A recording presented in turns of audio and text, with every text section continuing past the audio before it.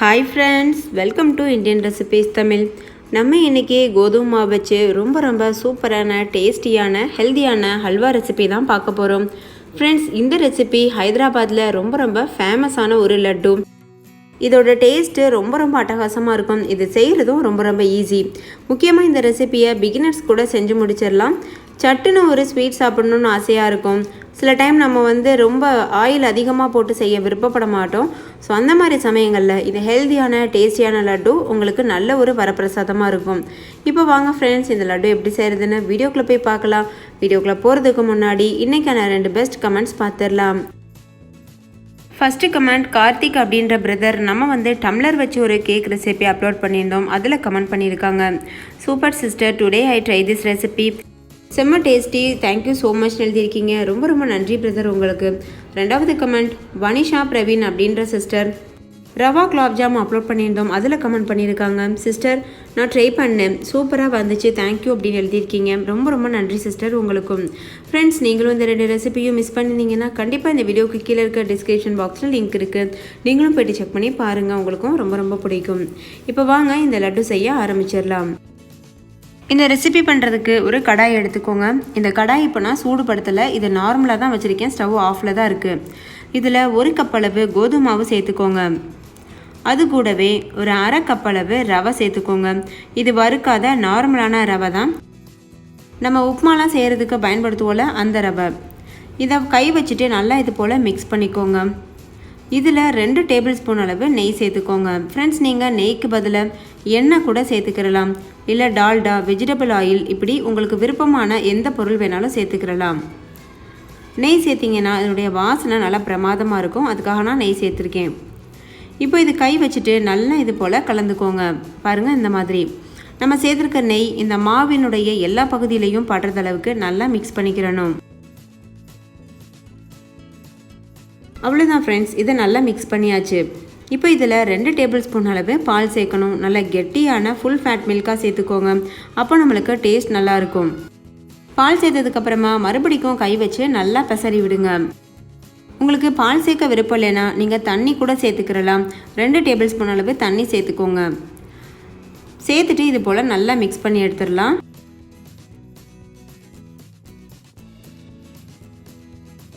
அவ்வளோதான் ஃப்ரெண்ட்ஸ், 2 உள்ளங்கைக்கு நடுவில் வச்சு நல்லா இதை தேய்ச்சி பெசரி எடுத்தாச்சு. இதை இப்போ நம்ம ஸ்டவ்வை ஆன் பண்ணி வறுக்க ஆரம்பிச்சிடணும். ஸ்டவ்வை லோ ஃப்ளேமில் வச்சுட்டு ஒரு 10 நிமிஷத்துக்கு இதை நல்லா வறுத்து எடுத்துக்கோங்க.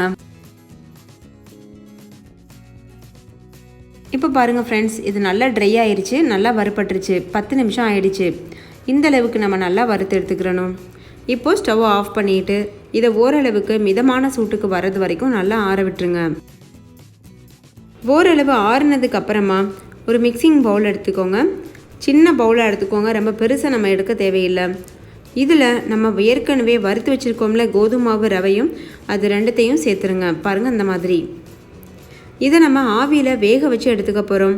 அப்போ தான் நம்மளுக்கு வயிற்றுக்கு எந்த உபாதையும் வராமல் இருக்கும். ஏன்னா கோதுமை மாவு பச்சையாக சாப்பிட்டோன்னா ரொம்ப உடம்புக்கு கெடுதல். அதனால் இதை நம்ம ஆவியில் வேக வச்சு எடுத்துக்கிறலாம். அதுக்காக தான் இது போல் ஒரு கிண்ணத்தில் சேர்த்துக்கிறோம். நீங்கள் எந்த அளவு கோதுமை மாவு எடுத்துக்கிறீங்களோ அது அளவுக்கு கரெக்டான ஒரு கிண்ணமாக பார்த்து எடுத்துக்கோங்க. ரொம்ப பெருசாகவும் ஆயிடக்கூடாது கிண்ணம். இப்போ பாருங்கள் ஃப்ரெண்ட்ஸ், நான் கிண்ணத்தில் எல்லா மாவையுமே சேர்த்துருக்கேன். இப்போ ஒரு கடாயில் 2 கப் அளவு தண்ணி சேர்த்துக்கோங்க. நீங்கள் நார்மலாக நம்ம இட்லி அவிக்கிற மாதிரி கூட அவிச்சு எடுத்துக்கிறலாம். நான் ஒரு கடாயில் அன்றைக்கி வேக வச்சு காமிக்க போகிறேன். இது போல் ஒரு ஸ்டாண்டு சேர்த்துக்கோங்க. ஸ்டாண்டுக்கு மேலே நம்ம செஞ்சு வச்சுருக்க மாவு அந்த கிண்ணத்தையும் சேர்த்து வச்சுருங்க. அதுக்கப்புறம் ஒரு மூடி போட்டு மூடிடுங்க. மூடி போட்டு மூடிட்டு அந்த கடாயையும் க்ளோஸ் பண்ணிடுங்க. க்ளோஸ் பண்ணிவிட்டு லோ ஃப்ளேமில் வச்சு ஒரு 10 நிமிஷம் வேக வச்சு எடுத்துக்கோங்க. இப்போ பாருங்கள் ஃப்ரெண்ட்ஸ், 10 நிமிஷம் ஆயிடுச்சு. நம்மளுடைய மாவு நல்லா வெந்துருச்சு. இப்போ இது நல்லா ஆறட்டும். இது முழுமையாக ஆறுறது வரைக்கும் வெயிட் பண்ணுங்கள். அவ்வளோதான் ஃப்ரெண்ட்ஸ், இது முழுமையாக ஆறி இருக்குது.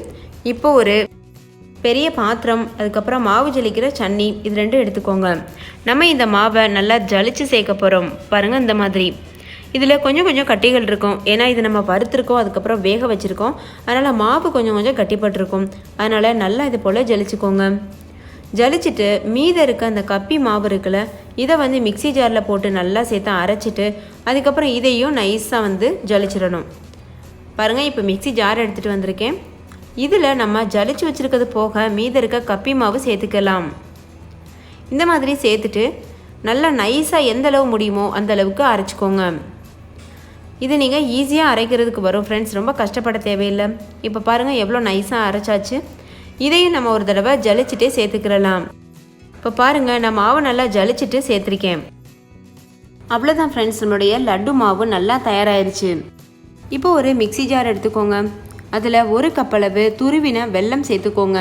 உங்ககிட்ட நாட்டு சக்கரை வெல்லத்தை பொடி பண்ணதெல்லாம் இருந்ததுன்னா கூட நீங்கள் அது கூட சேர்த்துக்கிறலாம். 1 கப் அளவு சேர்த்துக்கோங்க. சேர்த்துட்டு மிக்ஸி ஜாரில் போட்டு முடிஞ்சளவு நல்லா பொடி பண்ணிவிட்டு இப்போ இந்த மாவோட இதை சேர்த்துருங்க. இப்போ இந்த மாவையும் வெல்லத்தையும் சேர்த்து ஒரு தடவை கை வச்சு நல்லா பெசரி கொடுங்க. ஃப்ரெண்ட்ஸ், நீங்கள் வெல்லத்துக்கு பதிலாக சர்க்கரை கூட சேர்த்துக்கிறலாம். சர்க்கரை சேர்க்குறதா இருந்தால் 1/2 கப் அளவு சர்க்கரையை நல்லா மிக்ஸி ஜாரில் போட்டு பொடி பண்ணிவிட்டு சேர்த்துக்கோங்க. இப்போ பாருங்கள் ஃப்ரெண்ட்ஸ், நீங்கள் எவ்வளோ தான் பிசைஞ்சாலும் அந்த வெல்லம் அந்த மாவோட கொஞ்சம் கூட ஒட்டாத மாதிரியே இருக்கும். அப்போ நீங்கள் இதை கொஞ்சம் கொஞ்சமாக மிக்ஸி ஜாரில் போட்டு இந்த வெல்லத்தையும் மாவையும் ஒன்றாவே சேர்த்து போட்டு நைஸாக அரைச்சிட்டு அதுக்கப்புறம் இந்த பாத்திரத்தில் சேர்த்துக்கோங்க. இப்போ பாருங்கள், இந்த அளவு நான் நைஸாக அரைச்சதுக்கப்புறம் சேர்த்துருக்கேன். இப்போ எவ்வளோ நைஸாக இருக்குது அந்த வெல்லம், அதுக்கப்புறம் இந்த மாவு, இதெல்லாம் ஒன்றோட ஒன்று நல்லா மிக்ஸ் ஆயிடுச்சு. இப்போ நம்ம லட்டு பிடிக்கிறதுக்கு மாவு கரெக்டான ஸ்டேஜில் இருக்குது. இந்தளவு சாஃப்டாக இருந்தால் தான் குழந்தைங்க நல்லா விரும்பி சாப்பிடுவாங்க. வாயில் கடிப்படுற மாதிரி இருந்ததுன்னா விரும்பி சாப்பிட மாட்டாங்க. அதனால தான் நம்ம மிக்ஸி ஜாரில் போட்டு ஒவ்வொரு டைமும் அரைச்சிக்கிறோம். இது கூட கொஞ்சம் போல் நட்ஸு சேர்த்துக்கோங்க. அதுக்கப்புறமா 3 டேபிள் ஸ்பூன் அளவு நெய் சேர்த்துக்கோங்க. நல்லா சுட வச்சுட்டு சூடாக இருக்கும்போது அந்த நெய்யை சேர்த்துக்கோங்க. சேர்த்துட்டு நல்லா இந்த மாவை பெசரிக்கோங்க. ஃப்ரெண்ட்ஸ், நீங்கள் நட்ஸ் எல்லாம் ஸ்கிப் பண்ணிடலாம். உங்களுக்கு பிடிக்கலை அப்படின்னா நீங்கள் தாராளமாக இந்த நட்ஸை ஸ்கிப் பண்ணிக்கிறலாம். இப்போ கை வச்சு நம்ம நல்லா பெசரிக்க போகிறோம். ஒருவேளை உங்களுக்கு இன்னும் மாவு ட்ரையாகவே இருக்க மாதிரி இருந்ததுன்னா எக்ஸ்ட்ரா ஒரு 2லேருந்து 3 டேபிள் ஸ்பூன் அளவு நெய் சேர்த்து மறுபடியும் பிசைஞ்சு பாருங்கள்.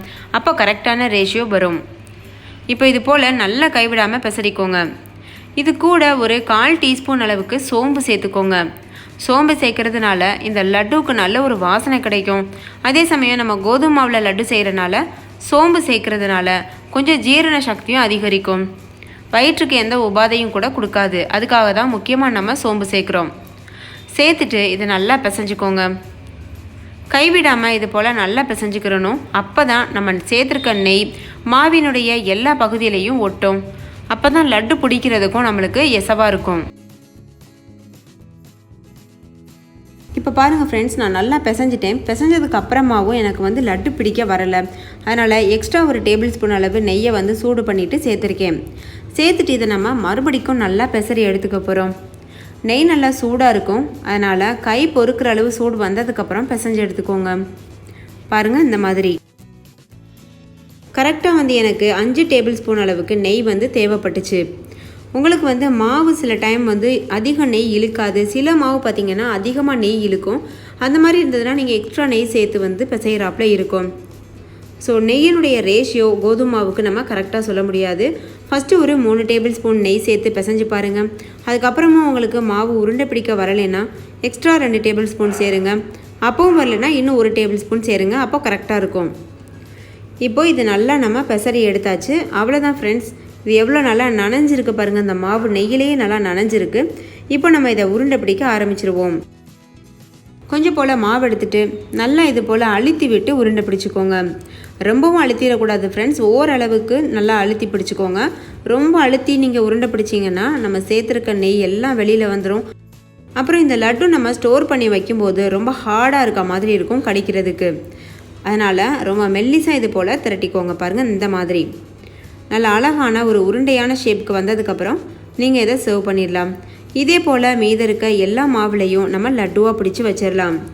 நீங்களே பார்த்துருப்பீங்க ஃப்ரெண்ட்ஸ், இந்த லட்டுவுக்கு எந்த சக்கரை பாகுபாதம் அதுக்கப்புறம் அதிகமான வேலைப்பாடுகள் கூட இல்லை. ரொம்ப ஈஸியாக ரொம்ப பார்த்திங்கன்னா ஸ்வீட்டாக நம்ம செய்து முடிச்சிருக்கோம். நம்ம சேர்த்து செய்த அளவுகளுக்கு 30 லட்டுகள் வரைக்கும் கிடைக்கும். ஒரு மீடியம் சைஸான லட்டுகள்.